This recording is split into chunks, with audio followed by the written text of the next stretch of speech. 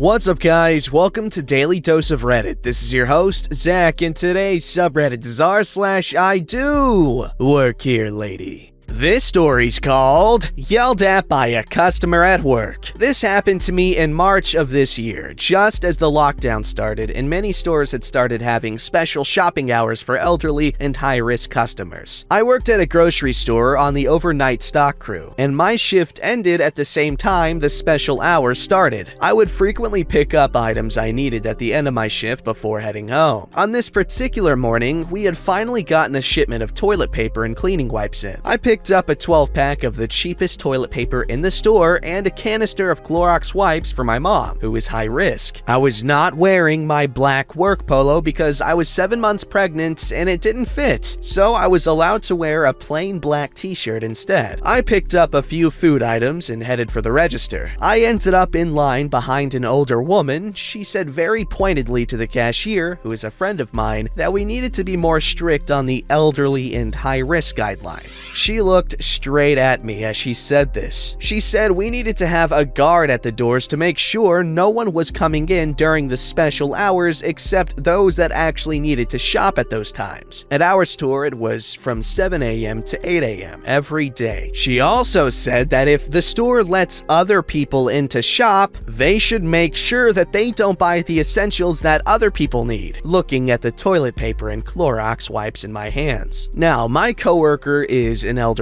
woman, and she's not shy. She's a spitfire, and she'll tell you what she thinks and doesn't give two craps about what you think. She looks straight at the woman and says, "There is a limit on essential items. You can't buy 2 packs of toilet paper." The customer had 2 of the biggest packs of toilet paper we sold. We're talking 18 rolls. The woman snapped at her with a, "Fine, whatever, but I'm not coming in here if you're gonna keep letting other people in during the special hours. I want to speak to a manager." Bet you didn't see that coming.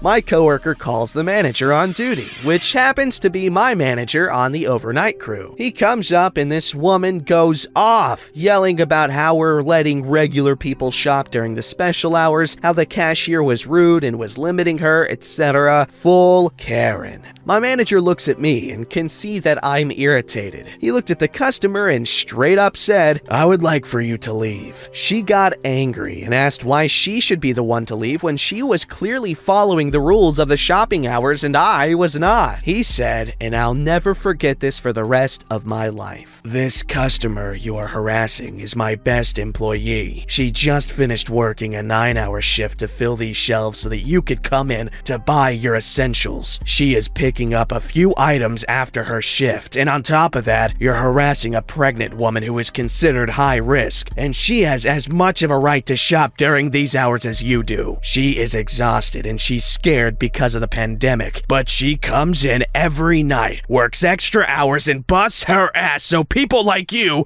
can come in and talk down to her. You can leave now, and you're welcome to stay out." And he walked away. She tried to stammer an apology at me and asked about my baby, when I was due, what I was having, etc. when the loss prevention guy showed up to escort her out. I ignored her and picked up one of her packs of toilet paper instead of the 12-pack I had grabbed. I checked out my items and was on my way out when loss prevention took her picture and made notes that she was banned from the store for 30 days for harassing an employee. Sorry for the long post. That's funny.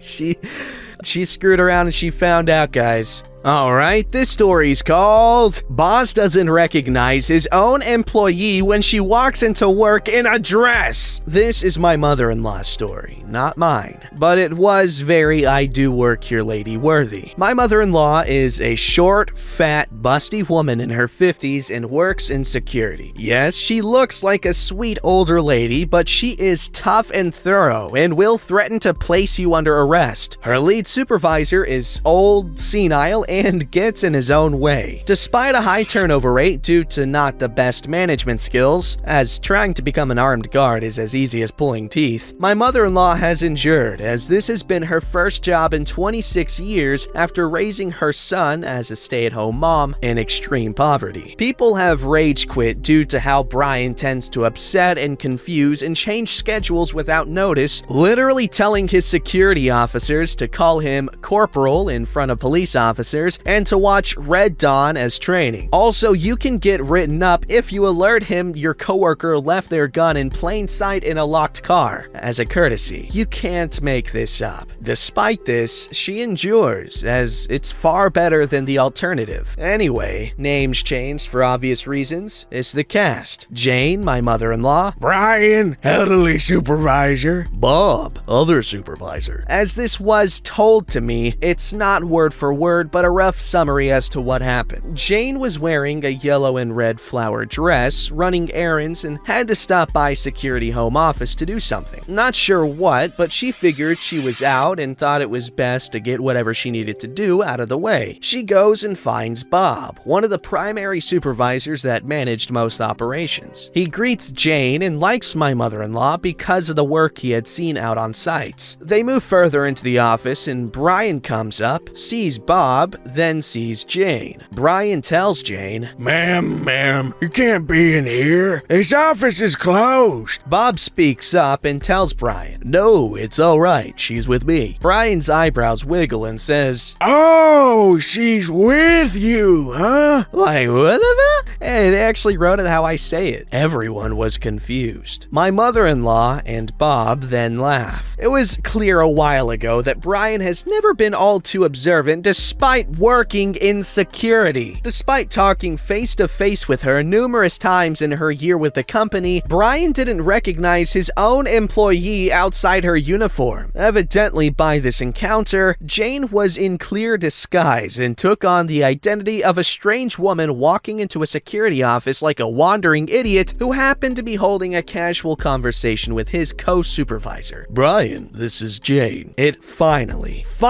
clicked. Oh, hey. Anyway, it's a bit anticlimactic, but everyone thought it was funny, including, I think, Brian. It just worries me a bit more as it makes me wonder what else goes over this guy's head. Thanks for reading. You know what? That just says something, you know? A mother-in-law cleans up nice, right? I'd prefer that over the alternative, which is that guy who works in security as a supervisor would not notice that. Alright, this story's called She Does Work Here, Lady. She just doesn't get paid. Howdy, folks. Long-time lurker here, but I've only enjoyed this sub via the Red Wheel YouTube videos until now. Also, probably Daily Dose of Reddit, they just forgot to mention it. Probably because it's just so heavily implied, you know what I'm saying? While it's not the typical retail horror story, I thought you might enjoy it here anyway. I'm a retired veteran and have been for more than 20 years, making this story just about 3 decades old. Usual disclaimers for the passage of time and my failing memory, but I'll do my best. Here's the cast. Impatience Karen, a cranky military spouse, records lady, a sweet older woman who worked in the office part-time, and me. That's me, OP.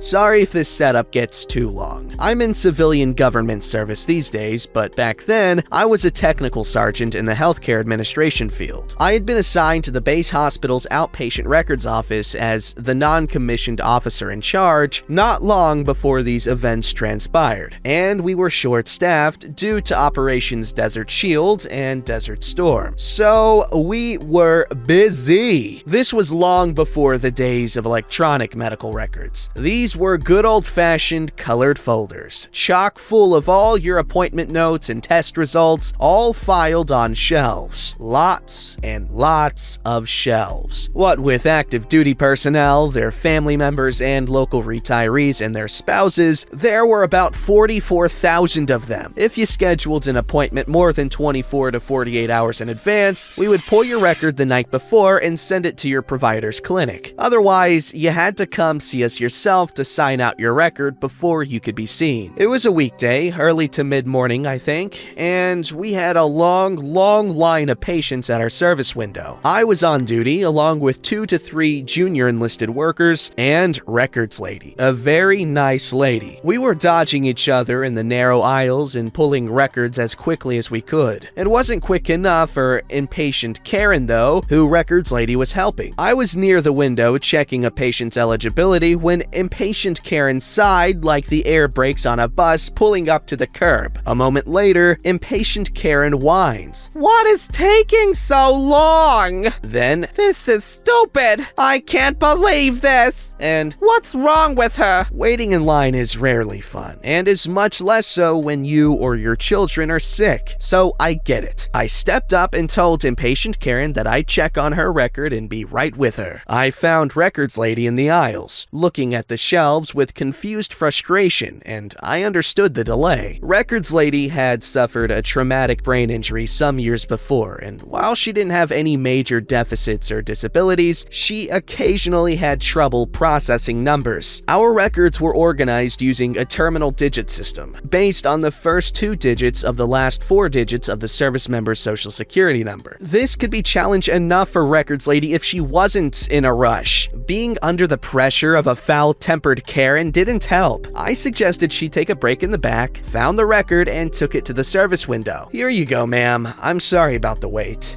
Finally! You need to get rid of that woman! I can't believe she actually gets paid to work here! Each exclamation point was accompanied by an increase in volume and venom. I should complain to your commander! I wondered how in the hell this woman could not see and understand the differences between Records Lady's uniform and mine. I was wearing BDUs, or battle dress uniform, and she was wearing street clothes with an apron. Mine was woodland camo, and her apron was white with some red trim, maybe pink too, and a conspicuous red cross smack dab in the middle of it, as in the American Red Cross. After handing impatient Karen her record, I understand your frustration, and again, I'm sorry for the wait. But while she, Records Lady, does work here, she's a Red Cross volunteer. She doesn't get paid for helping you. Not one dime. However, I'll forward your concerns to my commander, and I'll send a copy to your husband's commander as well, as a professional courtesy, of course. She went pale, realizing that she may have just gotten her husband into trouble. She drank her big steaming cup of silver and walked the walk of shame to her appointment without another word. Just as I promised, I wrote up the incident for my commander, who contacted impatient Karen's husband's commanding officer, clued in my first sergeant, and CC'd the hospital patient advocate just in case. Never heard anything further. Not long after that, I worked with the Red Cross coordinator to find Records Lady another volunteer position, one where she wouldn't be subjected to that kind of treatment, something that also better suited her talents. She was a really nice, generous lady, and I didn't want to see her volunteer efforts wasted thanks to some self-centered Karen's abusiveness. Note, as a general rule, military spouses are awesome, smart, strong, capable, and they hold the fort down on their own while their other half is deployed halfway around the world. But, as with any walk of life, there are bad apples. Entitled, pompous, demanding, and sometimes think they wear their spouse's rank. Shame walk, lady. Shame walk. Oh my god, it makes me so happy that, people will get in trouble if a military spouse tries to tout their spouse's rank to get something done, to intimidate someone or something. I really appreciate that fact, because situations like these sucks to suck. This story's called You're Paying for My Time. Just saying, this did not happen to me, but to my father. This story happened in the last century. I never got told when exactly. My father worked for a company, and he helped people who had trouble with their software, or at least something technical. I can't remember exactly. In East Germany, where this story takes place, it was common that when you worked with your customers, you'd wear formal clothes, or at least at my father's job. One day, one of their clients, a lawyer, had problems and called the company. He needed help quickly, but it was the worst time for cars or to take the bus, so my father offered to drive there because he had and still has a motorcycle. On this day, he was working without customer contact, so he wore rather informal clothes. When he arrived at the lawyer's workplace, he still wore his motorcycle jacket and held his helmet. He walked in, and before he could say a word, the lady who was the secretary told him to wait and that the boss was busy. My father is a very peaceful man with no intention to get into any kind of conflict, so he just waited for 20 minutes. Then he spoke up and said, "I really understand that your boss is busy, but I think I should inform you that I work for the company and you are paying me for my time, so I can absolutely wait. Every minute I sit here means more money for me." She then realized that this troubled-looking man was the technician and not a client. I wasn't there, but my father told me that the look on her face was priceless. He immediately got access to the computer and the lady even offered him tea. It happened years before I was born, but if I had a time machine, I would go to see this. That's a really nice story. What a kind guy your father is. But I'm just saying personally, I'm sure this has a lot of sentimental value for a memory that isn't even yours. But I think I would use a time machine for something much more significant, like the release date of Tenacious D, The Pick of Destiny. I could go back there and convince everyone to go watch it and buy as many tickets as I personally can so that it blows up in the box office and just the world is overall a better place. Who knows, we probably wouldn't even be in a pandemic right now had that movie done well. Don't ask me how I arrived to that conclusion, but a lot of thought went into it, and I can outline exactly why it would prevent it, but I choose not to for the sake of time. Alright, this story is called Entitled Mother is Really My Stepmom. Oh no, my butt fell off and slapped the ground. When I was around 19, I started my own business. Being a shop owner was cool for a while. Then a woman came in and said she needed a cake. For context, my shop is not a cake shop. Thinking she was confused, I told her the cake store is down the street. She said, "No, I know it's here." I insisted she was making a mistake and it's where I told you it was. Then she left in a huff and a puff. Sometime later, I received an angry call from my father saying that woman was his wife and she came in to take the cake for his birthday that I made him. I laughed so hard. There's my butt again. I fell off and slapped the ground because I got cake. Cake, but entitled mom doesn't. Alright, this story is called Employee Thinks I'm Only a Customer Who Wanted to Help. This is my first post on Reddit, so here we go. It's been a week since I started working at a big electronics store in the US as a sales specialist. I just finished my training and still didn't get the uniform. I went to my department and started walking around in the area. I saw another employee trying to move monitors and put them on shelves. I offered to help, I'm assuming. She reluctantly declined. I waited for about 10 seconds and asked her again. She finally realized that I was a new hire and I helped her stock all the products. That's funny. It's a simple story. I want to know her reaction though. Don't forget to like, subscribe, and hit that bell to never miss an episode.